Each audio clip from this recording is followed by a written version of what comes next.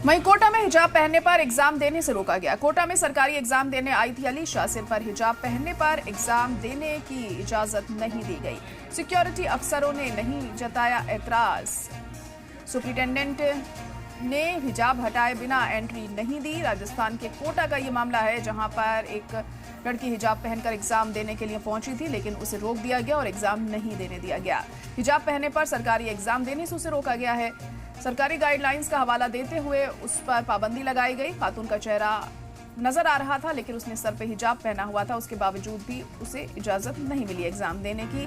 फिर एग्जाम के खत्म होने के बाद वो वापस अपने घर लौट गई। तो कोटा का ये मामला है, जहां पर हिजाब पहनने के चलते एक खवातीन अपना एग्जाम नहीं दे पाई। सरकारी एग्जाम देने के लिए वो यहाँ पर पहुंची थी, लेकिन उसने हिजाब पहना हुआ था, जिसके चलते उसे एग्जाम देने की इजाजत नहीं दी गई।